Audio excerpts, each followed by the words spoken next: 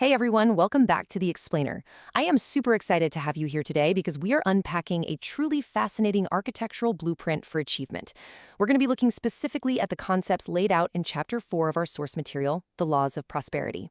Look, whether you're trying to build better personal habits, maybe steer a company through a really tough economic climate, or even just trying to understand the underlying mechanics of national policy, this text offers a highly structured, scalable approach to success. It's essentially a masterclass in building from the ground up, and I literally cannot wait to break this down with you. Okay, let's dive into this roadmap. We're going to explore this philosophy through a micro to macro lens. We'll start with the paradigm for success, move into individual principles, tackle invincible corporate management, zoom out to the nation's 100-year plan, and wrap up by looking towards the next era. So, kicking things right off with Section 1, establishing our paradigm for success. Every massive structure needs a solid starting point, right? We are focusing intently here on Chapter 4 of our source material, which was actually published back on January 11th, 1998. And you know what's really captivating about this specific chapter is that despite being written decades ago, it provides a totally timeless architectural blueprint for navigating virtually any era. It doesn't just offer vague, feel-good advice, it structures success as a concrete, scalable system. Think of success like the construction of a massive, enduring skyscraper. The text lays out this great overarching metaphor that we're going to follow today. So your personal habits and your individual mindset, that forms the concrete foundation. Above that, corporate strategy and management provide the structural integrity, the steel beams and walls. And finally, national policy and societal vision act as the overarching roof that protects the whole shebang. You obviously can't have a roof without a foundation, which is why we have to start small. Which brings us to Section 2, building that foundation through individual success principles. Now, what's really interesting about this part is the text doesn't just toss out a cliche like work hard. It gives us a very definitive sequential process. Step 1, envision the right vision.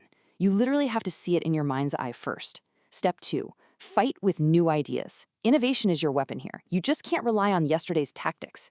Step 3, set priorities, meaning you must ruthlessly organize your time and resources.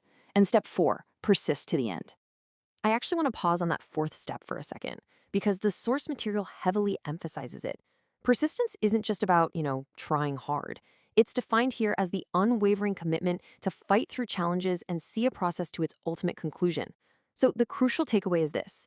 You could have the most brilliant vision in the world, the most disruptive new ideas, and perfect prioritization. But without the grit to stick it out to the very end, those ideas are never going to materialize into reality. Persistence is the glue holding your entire foundation together. Moving right along to Section 3, Invincible Corporate Management, or basically, how to weather the storm. So the text offers some very specific advice for companies operating in a recession, arguing for this dual approach. On one hand, you've got a defensive strategy. This is the absolute necessity of shrinking unprofitable sectors. You've just stopped the bleeding, right? But you can't just shrink your way to success. Simultaneously, you've got to deploy an offensive strategy. That means strengthening and investing in your profitable core sectors to prepare for the next phase of growth. It is this really delicate balancing act of cutting your losses while quietly loading the spring for the future. The text actually refers to this mindset as fighting the invincible battle. It's a fascinating concept. The goal during a crisis isn't necessarily to go out and conquer new territory. It's to make sure you simply cannot be defeated. By shrinking the bad and fortifying the good, you completely secure the core of the business. You're creating corporate structural integrity so that when the storm finally passes, you are the one left standing, ready to expand.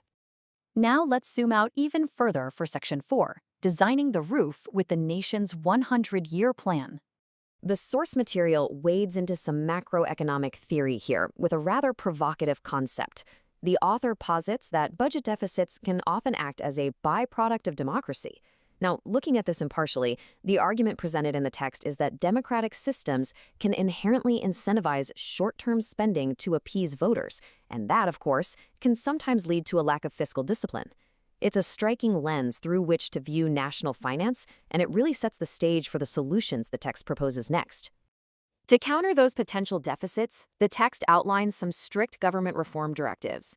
Essentially, the argument here is that administrative bodies need to adopt the exact same survival traits we just talked about in the corporate section. The text explicitly calls for implementing private sector processing capacity and enforcing strict cost consciousness within the government. In short, the author is arguing that for a nation to stay financially sustainable, its administrative mechanisms have to be just as efficient and fiscally aware as a private company fighting that invisible battle. But listen, efficiency alone isn't enough. The text pivots to a long-term solution, emphasizing that true national management requires looking much, much further down the road. It introduces this concept of the 100-year plan. If cutting costs is the defensive strategy of a nation, investing in future value is the offensive strategy. A country can't just manage its current crises. It has to actively design its trajectory for a whole century ahead. And what does that long-term investment actually look like? Well, according to the text, the pillars of this 100-year plan are heavily rooted in human capital, specifically education, academics, and future value creation. By prioritizing the intellectual and innovative capacity of the next generation, a nation ensures that it's going to consistently generate new value. This is exactly how the roof of our structural metaphor gets completed, by providing a long-term protective vision that shelters both the individuals and the corporations operating underneath it. Which brings us to our final section, towards the next era, and how we actually apply this blueprint. So, what does this all mean for you? How are you going to apply this blueprint to your own life or business today?